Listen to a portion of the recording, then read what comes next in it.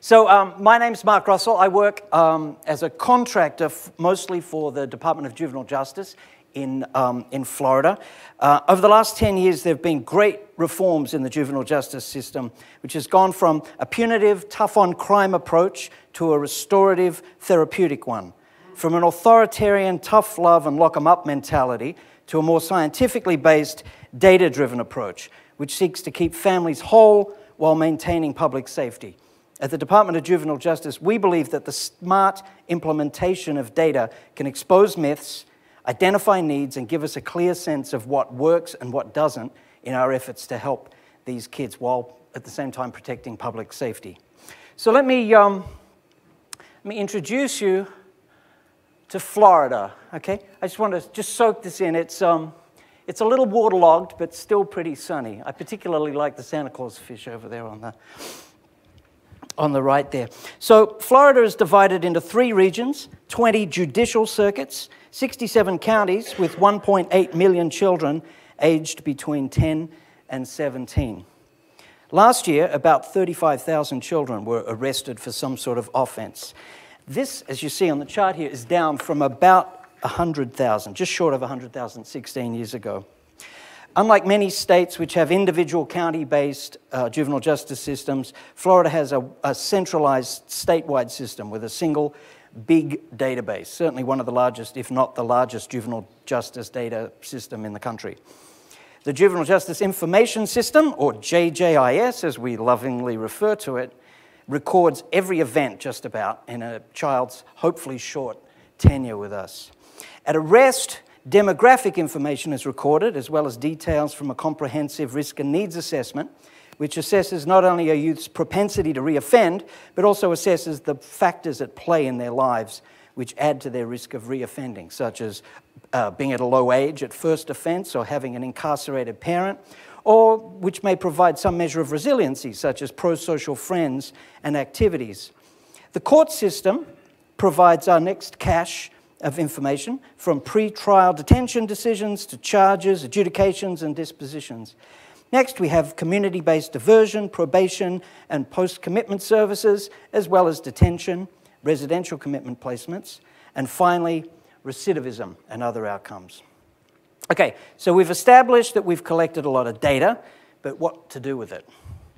The data we produce is of great interest to many stakeholders: parents, policymakers, criminologists, researchers, town and city planners, law enforcement, service providers, advocacy groups, DJJ supervisors, and my boss. We have a dedicated, highly trained group of analysts who work hard to navigate this great labyrinth of information to make sense of the complicated paths the troubled youth in our charge traverse. And now the delivery. How do we deliver these stories? So we needed a solution. We were using Excel spreadsheets with many macros, and we were posting it online, and people would have to go and download it, and then they push little buttons, and they'd get to see the data for their county, which was great. But then, of course, it became more and more difficult to share executable files over the internet, with network security being what it's become. So we really needed a much better interactive solution. So of course we ended up turning to Tableau. So that's the end of my little written introduction, my little spiel. So we're going to. I'm just going to run through our little agenda for today. So first of all, we're going to talk a little bit about discovery. We're going to talk about our Tableau journey. So first we have discovery, where we basically replicated reports that we were already using. And then implementation, how we moved from county level reporting to digging much deeper. And then finally development, spreading the love, getting buy-in from upper management as well as from the field, which is sort of the journey, the part of the journey we're on right now. So our first interactions with Tableau were much like those of many users I've since spoken to. We saw a way basically to replicate reports that we'd long been producing, but we could do it a lot faster. We took advantage of Tableau Public to develop interactive online reports, which we could post on our website so that staff and stakeholders could go online anytime, query the data, and get a nicely formatted report that they could print off or email and share. Initially, we looked at our data as we always had. We used data sets that were aggregated to the circuit and county level and just by fiscal year. We soon realized, though, that Tableau gave us the capacity to dig much deeper into our data. So first we started looking at zip code level data. Here we can see zip codes from on the right there, we can see zip codes from the highest volume zip codes, if you will, for fiscal year 16-17. Here, the map, the charts, and the tables all function as filters. So if I click on the map there, I can use a tooltip and it'll tell me which county it is. I can click on the map and that'll filter everything else. I can click on the gender pie. I can click on the race ethnicity pie. And everything is going to filter everything else, which is really kind of a neat feature. So first we started looking at this zip code data. So when I select a certain offense, say auto theft, we notice on the right there that Pinellas County appears 4 times in the top 10 zip codes. Even though when we look at the offenses as a whole, we can see that Pinellas doesn't show up until number 15. So as we zero in on Pinellas, we can see that the 350 arrests for auto theft were committed by only 132 youth. That's 2.6 arrests per kid, which is a pretty high ratio for such a serious offense as auto theft. Anecdotally, we know that many of these cases, owners are leaving their keys in their car. So don't leave your keys in the car, especially in St. Petersburg, either one of them. Okay, no more jokes. I think that's actually, no, there's a couple more jokes. Okay, okay.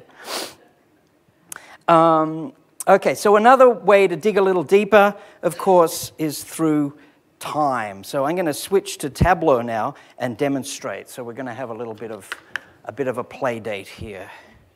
So let's see if I can.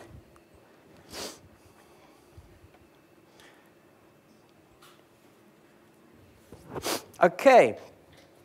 So what do we have here? We have number of records. Okay, so we've got 4.3 million records we're looking at right now. And let's, I like to look at things by offense date. So I'm going to find my offense date. There we go. So unlike most of the business and sales talks you may have visited, this is a chart that we really like. Generally, they kind of go the other direction, but this is the kind of chart that we really like, the one that goes down, down, down instead of up, up, up. So when we see this, that makes us smile, okay? In sales, or some other talks you see here, that would make people sad, but us, it makes us very happy. Okay, so here we're looking at fiscal year data. We're looking at all charges and arrests, for basically almost 17 years. So let's drill down a little bit deeper. So now we can look, say, at the quarterly data. Okay, so now we're seeing a very, very interesting kind of pattern starting to emerge, right? It's not a clear drop down over those 17 years. There's an interesting pattern there. So let's drill down a little deeper again and look at the month. Okay, so now that pattern is really starting to exaggerate, right? Being amplified. So let's go back even further, and this is my favorite one.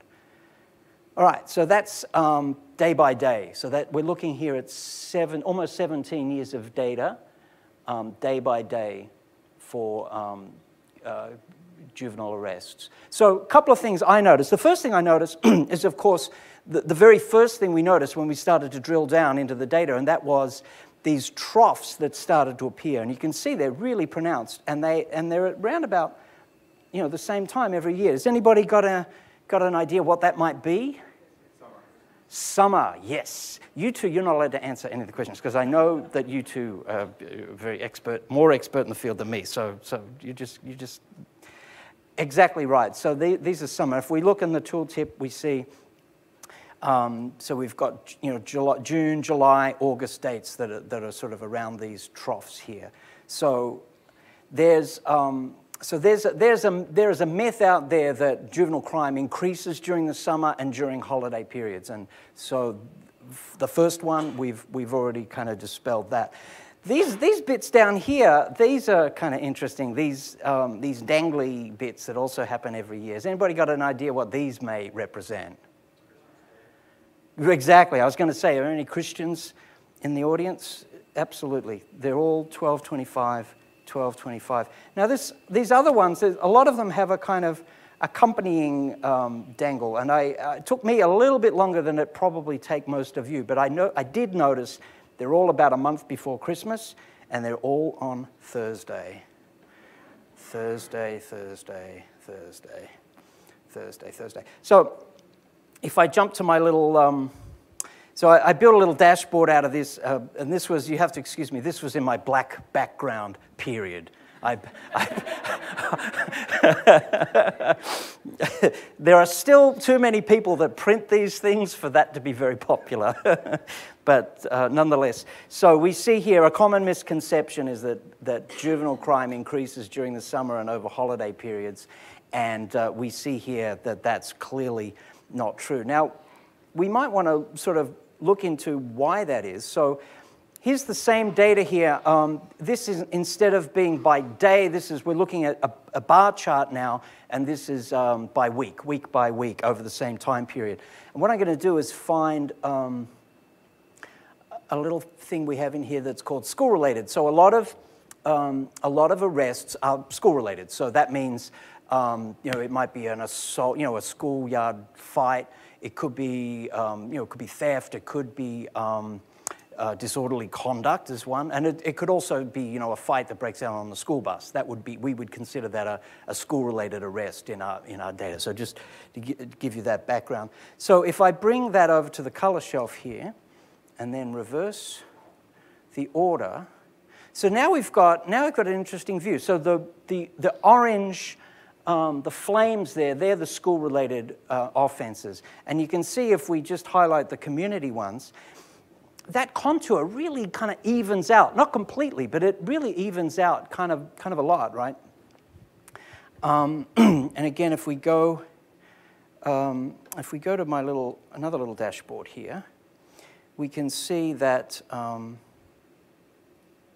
it's not the dashboard I wanted. Come on. School-related. Here we go. So if we go back to my little dashboard here, we can see that different offenses are clearly more school-related than others. So if we look at assault and battery, we can see there that orange really increases. If we look at misdemeanor drug charges, that's kind of big. So we're smoking stuff during school recess, perhaps. This is the big one, disorderly conduct, right? So that's almost all school-related, and it basically looks like that some schools are using the juvenile justice system to maintain discipline, and that's putting kids into the pipeline for prison, and we don't think that's a good idea. We really do not think that's a good idea. So one of the key reforms that the department is engaging in is trying to discourage that kind of way to deal with school discipline. And some people are getting the message. So we look at, say, some of the more progressive counties like Dade, we see that the school-related arrests have really started to peter off. Same with Broward, right? They're really doing a kind of nice job. Pinellas, yeah, pretty good. Some of the more county, more sort of rural areas, not so great. But of course, once you get in the rural areas, the numbers get kind of small. So it's a little. The visualization is not quite so compelling, but still. So that's school-related offenses. So what I've done is I've created a little dashboard. So I've taken my original line chart that looks like a music wave file, I think, and I've added a couple of other tables and charts. So here we've just got the most frequent offenses. In the middle here, we've got, what we've got is a gender, and I've compressed those 17 years into 1 year, right? So we've got January, February, March. So all the Januaries, all the Februaries, all the Marches, all kind of compressed together, just to get an idea of what's going on throughout the year, every year. Okay, so some offenses, and this is about standard, 78% male, 22. When you look at all offenses across the whole state, that's the kind of breakdown we get generally, somewhere between 75 and 78%. So if we look at assault and battery, we see it's a little more, it's a wee bit more even. But we really see, again, we see that big dip in, which is that, a lot of that school-related offenses we saw before. Petty larceny is kind of an interesting one. So here, and even in some places, it gets close to 50-50. And we see also a very different contour. So rather than having that big dip in the summertime, we actually see that the big dip really happens a little bit later. It's in September. But the really nice thing I think about this chart is that it shows that I find it a little bit heartwarming because the kids are obviously shoplifting for Christmas, which I think is really kind of sweet, right? All right, so let's look at something else. So let's look at burglary. That's the next one down on the list. So burglary is, again, it's very much a boys' sport, as we see here. Now there's this one amazing looking outlier right here. So let's focus on that for a minute and see what the hell's going on. So we got 245 burglaries, and most of them happen in this one spot, which is Collier County. So let's zero in on Collier County, and then what I'm going to do is I'm going to duplicate this, and let's examine this just a little bit more and see what's going on. So we see burglary. We also see this grand larceny, really, really big number. So let's just highlight those and keep only those. Okay. And now we're going to look at let's look at zip code. Let's see where these things are happening. So we'll bring the zip code in. Add all members. Okay. So not very many zip codes, just the 4. And then there's this one here is just a 1. So we see really, really big numbers here, and this one zip code is really just an isolated thing. So I think what I'll do is exclude that. I think we need to see that one. Okay, so let's look at age. Let's see how old these kids are. Okay, so in the first zip code we've got a 15-year-old, and the second zip code we've got a 13-year-old and a 16-year-old. And then we have a 15-year-old. Can you see that okay? It's not massive, but I don't know how to do the zoom thing, sorry. All right, so let's look at, we actually have an identifier. It's a masked ID that I put together. So let's have a look at that. Okay, oh, and one more thing, let's look at. So the one thing that's obvious is this is not a big crime spree. It's just 4 kids doing something crazy, right? Let's go one more time and look at the disposition. Disp type 1. Oop, that's not the right one, sorry. Disp.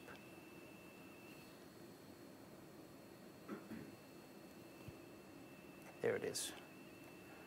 Okay, so the interesting thing is only one of these cases was actually adjudicated. The rest were all not filed. Nol pros is basically means it's not followed up by the prosecutor. So even though it looks like there's this massive crime spree going on in Collier County, only one kid was actually found guilty of that offense for that burglary.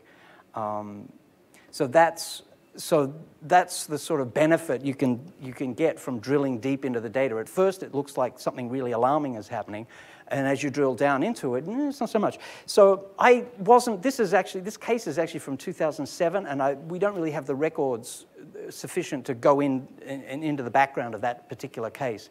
Otherwise, I would have told you. But I do know there's a famous case of a couple of kids walking down the street with baseball bats, knocking off the side mirrors on cars, and they did a lot, and they got caught, and they had, like 100 charges each of vandalism. So that's, this may be something like that. They may have maybe they were in an office building and they went to different offices and stole things, and so that's why they ended up with all these burglary charges. But it's always useful to kind of keep examples like that in mind when you're looking at the data. If you can drill in deep, you can get really a much better insight, and maybe you won't have to panic. Okay, so we looked at petty larceny. Okay, so here's one is a little more fun. Just reset all these filters. Okay, so one I rather like is misdemeanor alcohol offenses. Okay, and we get here what I like to call the spring break effect. So, and we can also see that the different counties. So Bay County in particular really likes to arrest minors for alcohol possession, and they probably make a pretty penny on the fines. But you didn't hear me say that. Another rather interesting one I like to show is the misdemeanor. Now, this misdemeanor violation of drug laws may not be an issue for very much longer, but you'll see some kind of consistency in the outliers here. Has anybody got an idea what that might represent? Sorry? 420. Yes, you were close. Indeed it is. Wednesday, 420. There's some exceptions, but this big one here is definitely 420. This one's 420. Now, the interesting thing is that when you get more recent, it's actually hard to find that 420. It's kind of disappeared, and I think what's happened is that law enforcement agencies pretty much across the state have kind of arrived at the station in the morning, and their supervisor says, okay, guys, we have a choice here. We can spend a whole day dealing with stoner kids in and out of here all day, or we can kind of chill a little bit. And I think most places have decided that they're just going to chill a little bit, which I think is to the benefit of everybody. Okay, so that's my live thing. Oh, I wanted to show you just one other little thing. And that's my fancy little Terrace Map. If anybody's interested, I can kind of go over with you. But this is a really fun little way to do a map. So it uses modular mathematics. I don't know if anybody saw. I've seen a couple of talks where they talked about modular mathematics, but it's basically a way of terracing the map. And I actually have a parameter hidden in here. Parameter, column. Parameter, column. Where are you? There we go. We'll just make you float. And so you can actually set it to read a parameter. So you can change it from 5 across to 6 across to 7 across.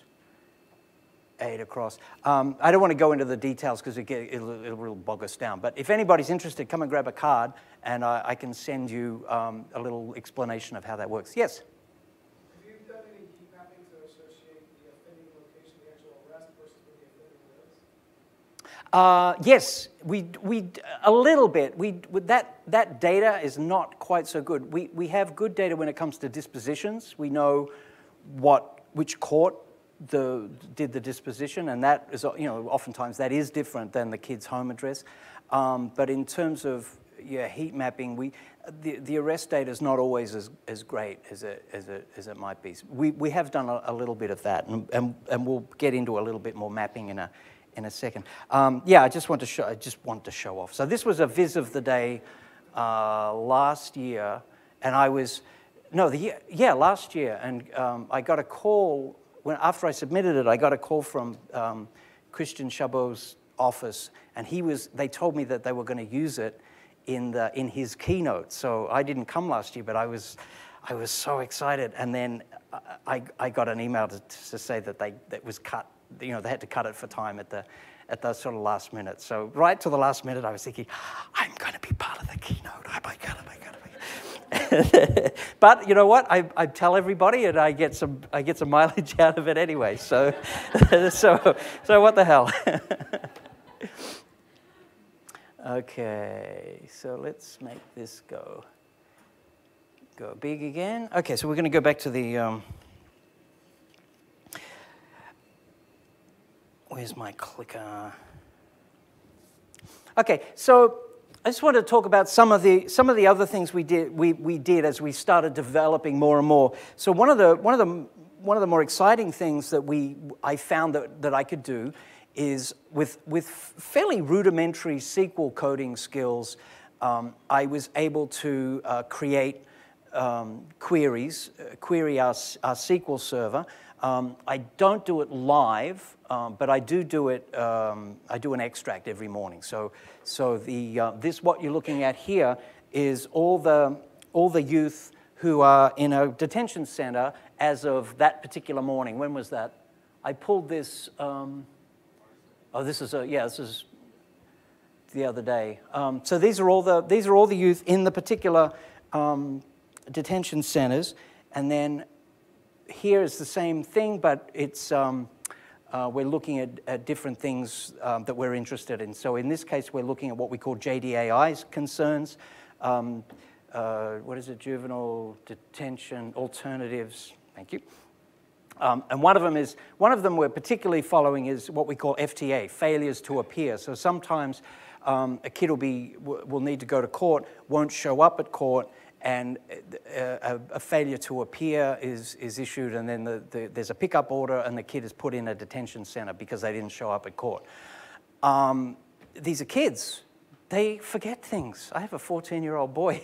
Oh my God, the things, you know, it's unfathomable sometimes. So you know, penalizing these kids, putting them in a detention center just because they didn't show up for court is an issue that we've been working hard to try to address. So we call the kid in the morning and try to remind him. In some places they even go and pick the kid up from home and make sure he shows up at court, because it's you know, you shouldn't be penalized just because you're a 14-year-old boy and a little spaced out in the morning. But it also, you can drill down. So if you click on the particular bar there, it'll take you to that particular center, and then you'll get an individual. So these all represent individual kids. And so you can see here you've got race, ethnicity, the offense category. We've got the offense, the day of admission, the day of release, and then the length of stay in that detention center. So field staff can go in here and kind of look at things. Management can go and keep an eye on what's going on. Another benefit is that we can create reports straight off this. So this is the average daily population, and there's a parameter in there, so you can pick the week of the daily population that you'd like to look at. This is a very similar thing. This is a very useful kind of an exception report. So what we're looking at here is these are youth who have been committed for an offense, and they're awaiting a placement. So there's an adjudication. They need to go into a secure residential facility, but there isn't a bed for them. So they're waiting. And we try to keep track of how many kids are out there and how long they've been waiting. There are some specialist care facilities that you know, are very specialized, and so sometimes it's hard to get kids in there. But we try to keep track of that, and you know, when a kid's number starts getting a little high, we you know, we have the field staff sort of go in and try to find a solution. Another issue we found is another one of our reform efforts is based on what we call the Pact, which is a risk and needs assessment. It primarily assesses a youth's propensity to reoffend. So we have low, moderate, high, and moderate, high, and high. We maintain that youth who are low risk to reoffend, who are not committing really serious offenses, not committing violent offenses, shouldn't be committed to residential facilities. They should stay in the community generally. Usually what will happen is the youth will see the judge will say, I think this kid needs to be in a residential facility, do a staffing, so stakeholders get together, maybe the parents, maybe somebody from the school, somebody from the department certainly, get together and discuss the kid's case, and then they make a recommendation to the judge, and the judge usually will follow that recommendation. If they don't follow that recommendation, they have to write a report and explain why they're not following the explanation. To avoid all that, a lot of judges in certain parts of the state will directly commit the kid. So they will, ostensibly they'll say, we don't want to know. We think this kid needs to go into a residential facility, and it's a judge. A judge is a judge. Whatever a judge says goes. So we've been tracking these direct commitments. So what you're seeing here is this is the overall residential commitments. So you can see from 2006-07, it's really dropped. It kind of bottomed out 15-16, and it's a slight uptick. I think it's going down just a tiny bit. We at least hope that it's kind of trending down. What you see, the red line there is the percentage of those commitments that were direct commitments, and you can see that it's really increased over the year. And just a little tip: when you use a line like that, if you put the measure on the size line, you get the effect of the line going up, but it gets fatter as it goes up, and I find it a compelling visualization tip to play with. And then also we have we have some other details. We have the top 10 offenses, and we have race, ethnicity, gender, and these all also work as filters in the viz. So you could click on Circuit 4 at the top there, and you would see that they're really kind of outrageous the way their judiciary has been dealing with these kids, and then you can click on see how it looks for different offenses and such. Okay, so everybody needs a champion. I was the sort of initial Tableau person. And we have a few people in our research department that do a little bit of work. And what I do is I'll bring people into my office and I'll kind of show them what I can do, people from different branches. One day I brought a bunch of people from our detention branch in, and this one particular guy saw what I was doing and just freaked out. He was just, oh my God, I gotta have this. And so I gave him, I set him up with permissions for our server, and he started going in, and he figured out that he could create his own visualizations using the server.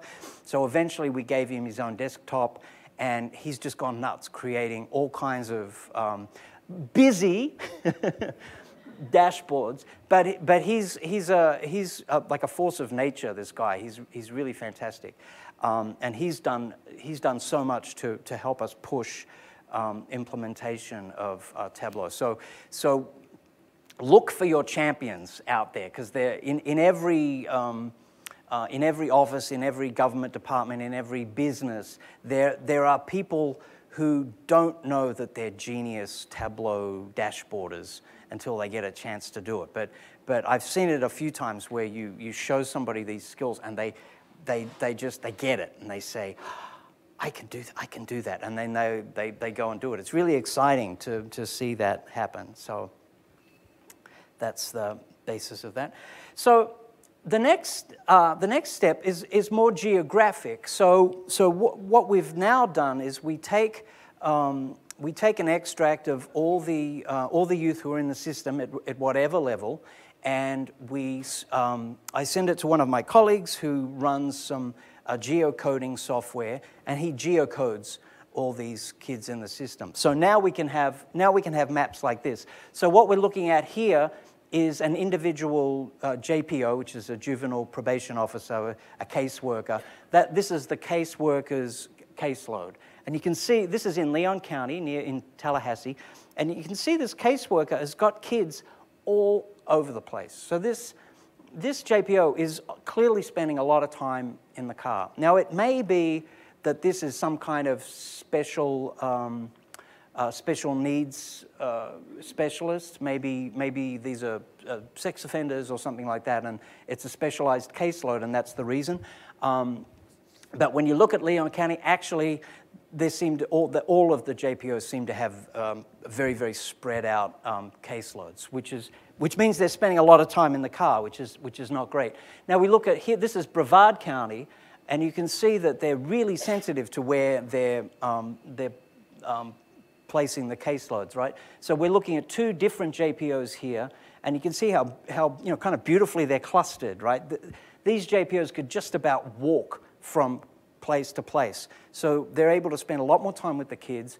They know the neighborhoods much better because they're spending all their time in the sort of one area. So they get to know, it's much more likely that they're going to sort of know the peers of the kid that they're going to visit and things like that. So we're using this as a kind of exception report tool. We're giving it to supervisors and saying, here's a way that you can, improve the efficiency of your workforce just by keeping them out of the car a little bit more means they're talking to kids, which is what we need them to be doing. So this is one. So we were talking about mapping before. So this is one I'm really excited about. This one's fairly new, and I'm finding more and more ways to use this geocoded data set. But all the kids have a geocode, have a lat long. So the sky's the limit in terms of what we can do with that. Yes. Do the adult correctional facilities do the same for the Tableau? I don't think they do. I remember years ago when I started, like in 2010, 11, when I started to sort of research what I could use. They had a pretty nice web presence, but not so much anymore. So whoever was doing that maybe has left, but they weren't using Tableau, and I'm not really sure what they're doing these days. The audience, well, these last few that we've been looking at, these are really in-house. These are, the audience is upper management for some of them. It's supervisors for some of them. And then some of them, some am actually coming to more and more for field staff. Some of the very early ones we were looking at, we were using Tableau Public, and they were for the public. So we have, on our website, we have a whole bunch of dashboards that the public can go in and look at. Actually, one of the first things I ever did with Tableau was to create a community resource guide, which is still on the front page of the department's webpage. What I did is I created an access database, gave the front end to field staff all over the state, and for them to keep it up to date for their particular region. So the goal was to imagine, a parent wanting some help from the community for their kids. So maybe, sports and recreation, law, help with the law, legal services, health services that they could access, mental health services, drug, substance abuse programs, things like that a mother might be able to easily find going to our website. And so we've got staff all over the state that's keeping this up to date, ongoing, and then I direct Tableau to that. It uploads from the Access back end, and then it goes up on the website. I don't know if I'll check in a minute, and I'll see if I can get it connected and I can show you. So it's a map, and you click through, and then you click through to your county, and then you can look at a set of kinds of services. You click on that, and then you see the individual services. You click on that, and it'll open up an email, so you can email them directly, or it'll have the website, and you can click on that, and it'll take you directly to the website. That was really like the first thing I ever actually published on Tableau, and it's really cool, and it's still going now. So I'm proud of that. Okay, so civil citation is one of the is one of the big reforms that the department introduced in July in 2011. It's a means by which misdemeanors are issued a citation on the spot by law enforcement instead of being arrested and having to go through the judicial system. A record of the citation is kept by the department, but it's never released publicly. When we look at recidivism rates for various intervention programs, we see that, say, diversion services has a recidivism rate of 12%. Civil citation has a recidivism rate of 4%, okay? So we like to go to law enforcement entities all over the state with the strong message why, when this program is 4 times more successful in reducing reoffense rates and the costs associated with that, wouldn't you be using this program more?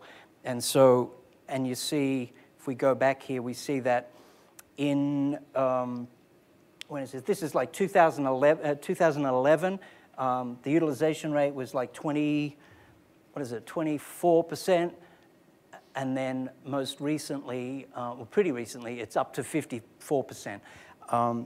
There's a great story about Broward County, Fort Lauderdale area. It was around this time, around 2011, maybe 2012. The current sheriff didn't want to have anything to do with it. He was a real, tough on crime, let's lock all these kids up kind of guy.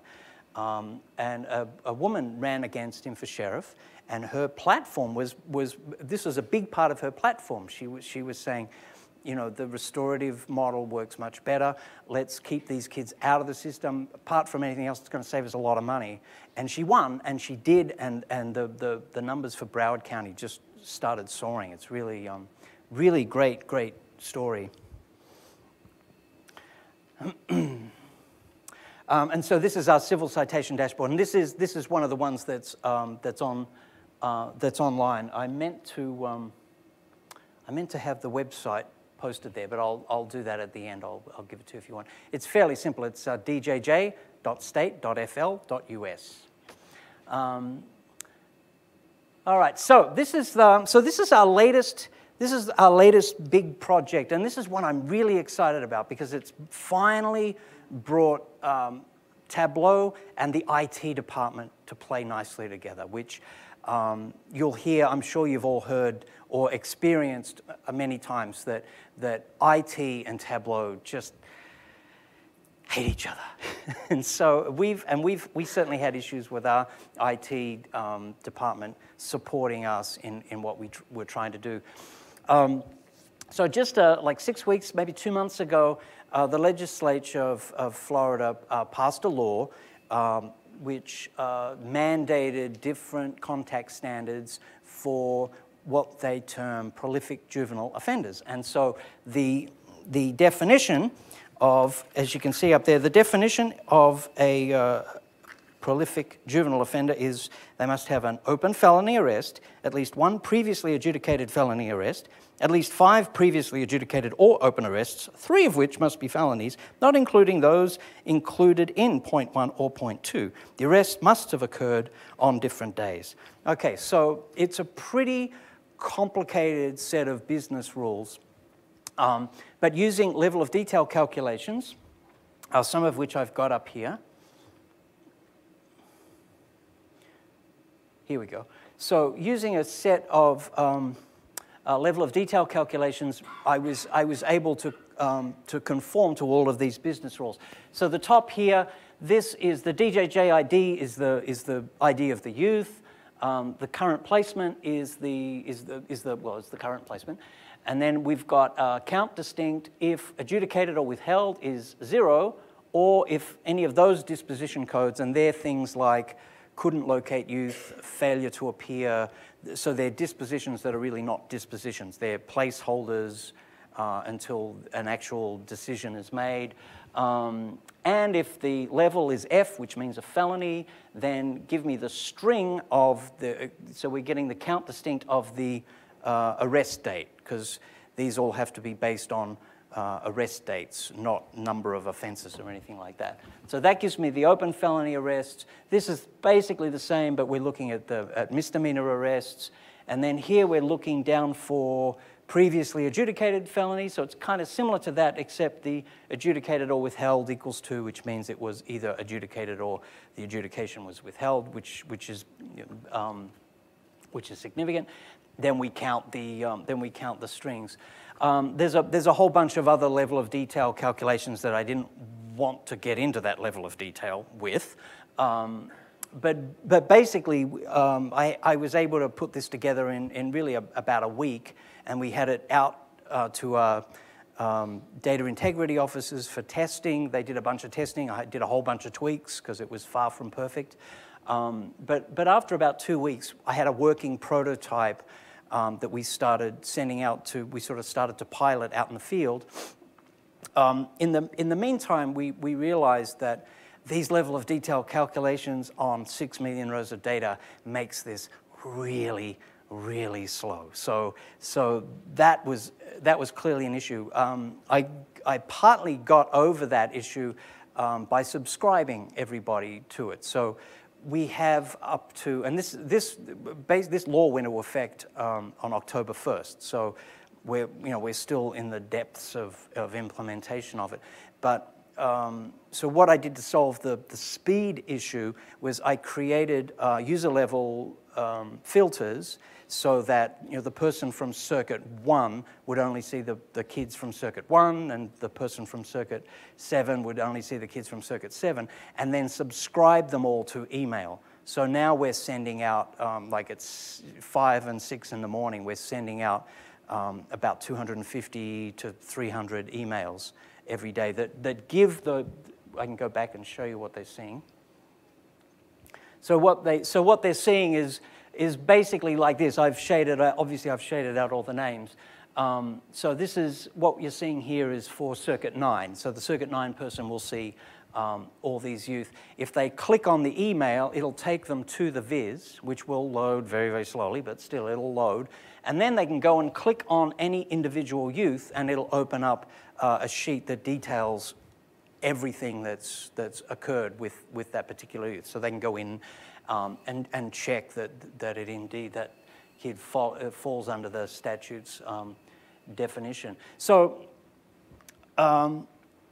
because this was mandated by the legislature, and it was a really big deal, the upper management said, well, I said, what would really be ideal is if we could get IT to give us a materialized view of this, if they can figure out the business rules in SQL, and we have a DBA who's really very, very, very clever.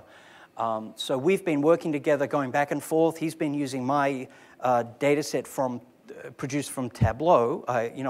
He can go in and create a CSV file of it every morning. So he pulls that.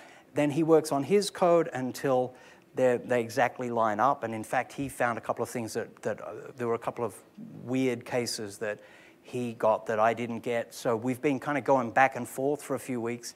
But I've been doing some testing on his view, and this, which will take like a minute, even longer to load, just opens automatically when I use his materialized view. So that's really fantastic because it's a yes. So will IT people give you a sandbox so you create your own table, or do you go to? No. What he does is he runs all of this logic, and then gives me a view, just a SQL view that has the DJJ IDs. So now I've got, there's only like 300 statewide. So now, so he's done all that whittling down of all those records down to 300. Now I can take that and match it to all sorts of things, all sorts of other tables, and it's still going to run really fast because my base. No, but what I mean is, suppose the logic changes. Logic changes. Do you give him any set of requirements for him to review the table, or do you just on your own go create a table with If the requirements change, I'd work with him and get. I want to push as much of the logic up into the SQL side of things, rather than having to do the logic. I can do the logic in Tableau, but I'd much rather not have to deal with it and push it up so that I'm getting so I'm able to build super fast dashboards that give them, this really complex query, I can give it to them like that. And I can, and instead of doing an extract every 2 hours, using his basis, I can run live. So when you go in and look at it, you're seeing the situation the moment that you click on it. What are your levels? I'm sorry? What's your level of SQL? It's pretty low. I can join tables, I can write where clauses, and that's about it. He's created this using temp tables and all that stuff. And actually, in Tableau you can't even use temp tables, not yet anyway. I'm sure they'll come up with something soon. But yeah, so this has been a really exciting development because the IT people have finally kind of got what we're about. So we can use all our strengths, right? So they're really good at writing code that runs really fast and efficiently, and Tableau is really good at reporting and making fantastic interactive reports and dashboards. So they've always had to do the reporting in their web portal using, I don't even know what, but their IT people, they don't really know the data. We're the data people. We know the data. The IT people just don't have the communication with the field staff that we do. So yeah, they see a wonderful benefit for them. They've got an enormous backlog of bug fixes that they have to get to, and then massive projects like this come along. They've got to do, traditionally they've had to do all the coding to pull the data. Then they have to go and do the reporting side of it, which they're really not really that good at, and they're not set up to do. They don't have the skills to do that. So they can jettison that part of the project, just do the data, and then move on. But those things, like you say, I want to push it up to them because my skills are there. Mm-hmm. But those things, if you're them, you're looking at like, if you want to make this an ongoing iterative process, your requirements are going to change over time. You're going to want to do more and more different kinds of things. And they're going to, they got their own day job. Do you think that they're going to kind of wish us someone that, yeah, wish he would get some SQL skills to be able to create his own tables? Yes and no. I mean, I do, like the other things I showed you, that was me doing it. But no, I think, we have an IT department and it's their specialty. And I think, I think the more efficient the code is, then the more you can do at the Tableau end. That's how I look at it. So I would rather work on creating cool vizzes rather than learn SQL coding. I mean, learning SQL coding is cool, but all the cool stuff I've learned the last couple of days, I want to get into working on that, and I only have so much time. I don't, we've got somebody who's fantastic at writing really efficient SQL code, so I want him to do that. That's about it for me. I've got some cards here. Let me give you the website there so you can see it.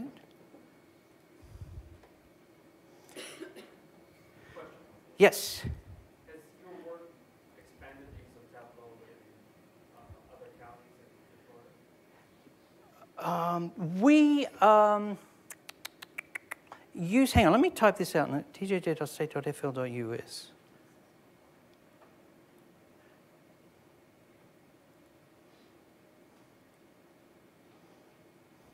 Oh. There, can you all see that? So that's our website, http blah, blah, blah, but it's djj.state.fl.us. Sorry, what was the question? Increase the use of Tableau.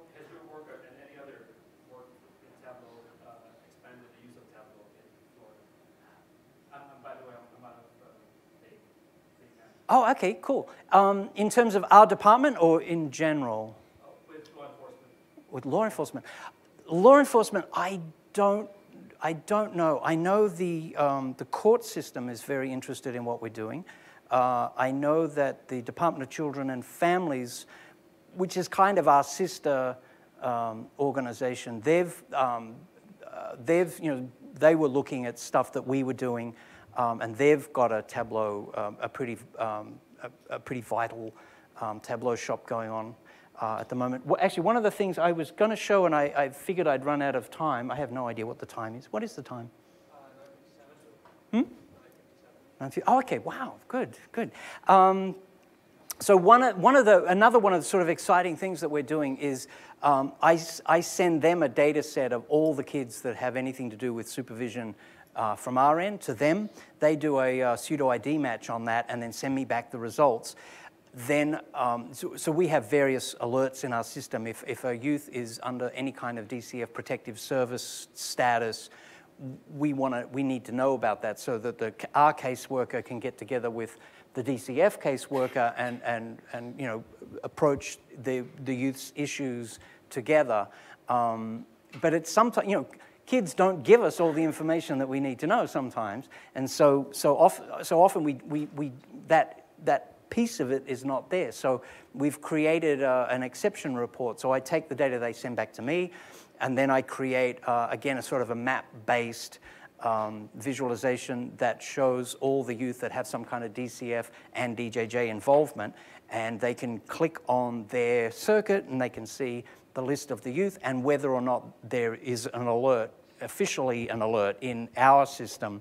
And if not, then they can go in and add that in, and then they can go and contact the local DCF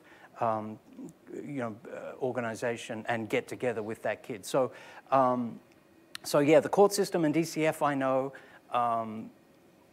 Law enforcement I don't know much about. I haven't heard one way or the other.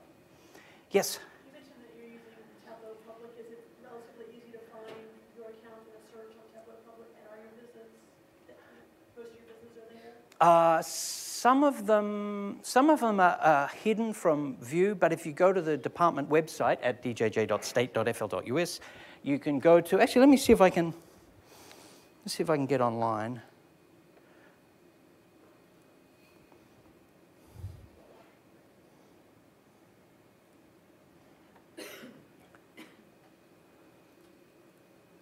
Okay, so this is our website.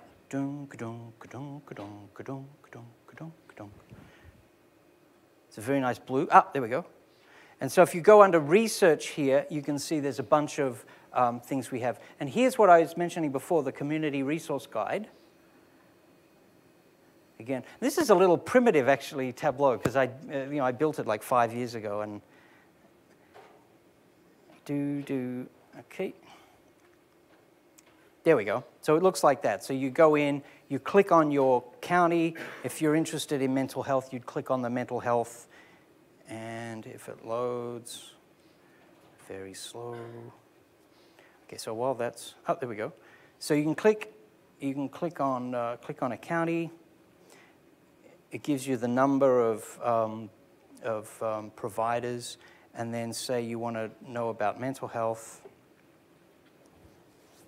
It takes you to here, and then from here, if they have it gives you a little sort of business card for them, and if they have an email or a website, we can go to that website and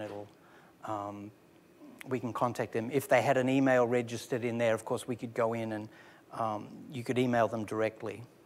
I just happen to choose one that doesn't, of course. Living stories. No.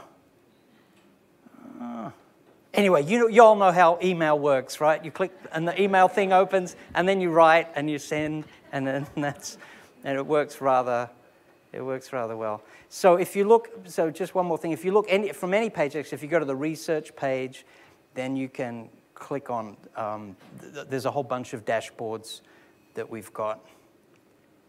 So here's this one, just really, really simple.